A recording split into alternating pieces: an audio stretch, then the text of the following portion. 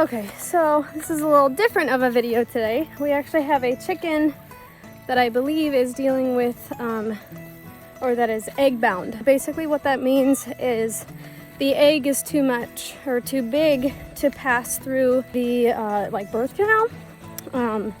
It's called a cloaca. She's kind of under the weather. She's walking around like a penguin, which are signs of being egg bound. So I have a bucket full of warm water and Epsom salt. So we're gonna give her a little soak, maybe massage a little bit, see if we can get that egg out of her. I'll feel around and see if I can find it. So I brought her to the barn so that I could get all my supplies because I didn't want her to go hide somewhere. So you can kind of see she's standing like a penguin. She kind of waddles around like that too. And she has not moved since I put her in here. So she is definitely not feeling too good. So let's get her in the water. Okay, she is soaking her little bum. So hopefully she can kind of relax a little bit. That'll help her kind of loosen up and see if we can't get that egg out of you. Okay, we're just on our milking stand. All right, I'm gonna help her. So I should preface up front, this is something that can kill them. So we are taking it very seriously. Now, my farm animals, my chickens are all pretty old anyway, so I will do what I can, but this is a forewarning.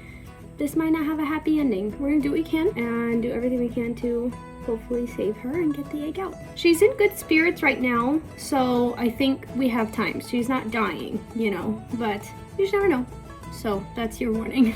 See if I can't feel for anything. I know, maybe.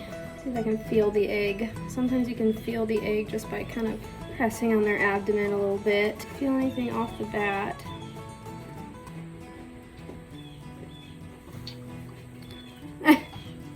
Maybe don't drink the water with Epsom salts in it. I've never dealt with an egg-bound chicken before. I'm gonna really press her bum down in there. I will tell you this, wet chicken does not smell good. I'm gonna speed this up a little bit.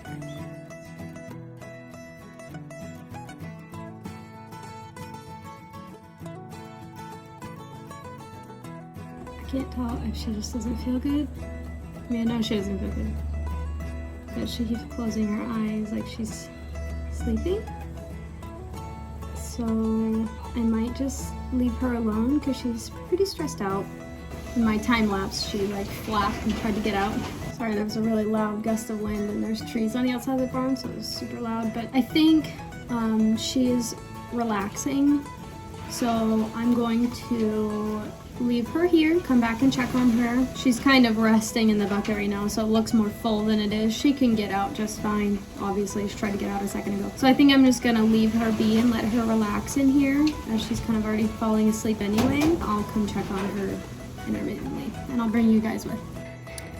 Good morning. It is day 2. It's 8 o'clock in the morning. I did check on her again last night, but there wasn't any progression. I went ahead and took her out of the bucket. She hadn't moved from the bucket. I didn't do much yesterday with her, so you didn't miss out on much, but I did a little bit more research. So I posted on a vet page that I'm a part of, because you don't typically take your chickens to the vet. Like, you can, but not very many people actually do. It's just better to try and treat stuff at home. I posted on Chicken Vet page.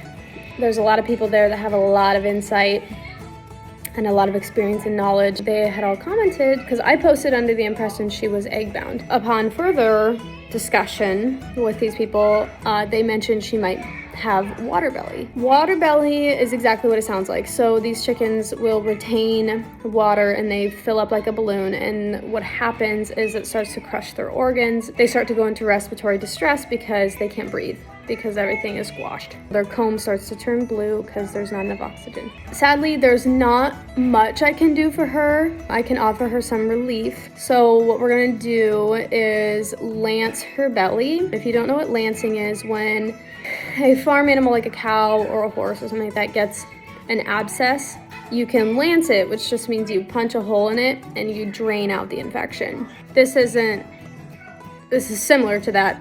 So we're gonna lance her belly, drain it, so that way she can breathe and get some good full breaths. But this is not going to fix the issue. What I did find is some herbal remedies, and it looks like the herbal remedies have like a 60% success rate. So we're gonna try that. What's really funny is I don't have very many herbs. I didn't grow much herbs this year. I was just focused on my vegetables and produce. But I went to a store with my mom probably like a month ago or so. This store had Greek oregano, and that was like all they had. So I was like, well, I'll get some Greek oregano because I have a lot of tomatoes and I want to make sauce and pizza sauce.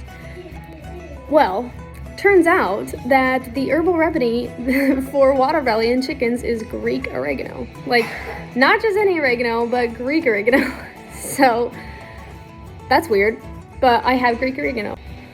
So Andy is going to the store right now, so he's going to pick up the few things that we need to puncture her belly to give her some relief. And we'll start there, see if we can get her interested in food and water again. Beyond that, there's not much I can do, but I am doing everything I can. If there's anything I've learned about homesteading and raising animals, it's that it's definitely a learning experience. You can do all the research in the world, but until you're actually there, you won't really know about a whole lot until you experience it. So I am gonna do everything I can, only because this might happen again in the future, and I want to know how to take care of it, and I want to be able to share this information with other people who are interested in not just homesteading, but chickens or having farm animals someday. So that's what we're gonna do. We're gonna do everything we can for her. Again, as you were warned, nature might take its course anyway, but at least now we know what it is more than likely, and we know how to treat it, and hopefully we can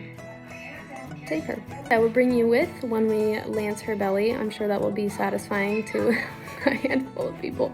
We'll see you when Andy gets back. Okay, because I don't have someone recording, this is probably the best angle we're gonna get. We are gonna be as sterile as possible. I just butchered a bunch of rabbits, so I should be okay with cutting into her little belly. Now, Rowan is my assistant. She's gonna be holding her down for me. You're such a trooper, Rowan. We have all of our iodine wound spray just to keep everything very sanitary, because the last thing we want is an infection, because then we're dealing with more than just her bloated belly. I don't know if you can see here how like full she is. You can kind of see how big her belly is, and it shouldn't be like that. So hopefully I can get a decent shot of this. It's also not about the video. It's just about making her feel better. So here we have our little scalpel. I'm gonna spray. I don't want to hit any veins, and I can see her veins pretty well. I'm gonna just do like right. Make sure it's nice and clean. All right, you got her? Seriously, you gotta hold her pretty tight, okay? Okay, we're through her skin. I just want to make this as tiny as possible. Oh! It looks like pus. Yes, but we got through. Okay, This should give her lots of relief. You want to grab my phone and get a close-up? Again. Are you recording? So this isn't going to fix the problem, it's just going to offer her some relief. So there you can see a lot of it running out. So we have been draining her for probably about 10 minutes now. So I'm going to keep just draining as much as I can. It's still coming out. I don't know if you can see it very well on there, but it's just like a yellow water. It's just fluid. The more we drain, the better she's breathing, and she's getting a little more feisty too, so that's a good sign. Figured I'd try to get a close-up of it here. Rowan is recording, so bear that in mind, but there's all that white fluid, or the yellow fluid. Sorry for the graphic, I'm sure I'll have a graphic warning on there. So if you notice, her belly is now deflated. So when we started, it was like a big puffy balloon, and now it's loose and deflated.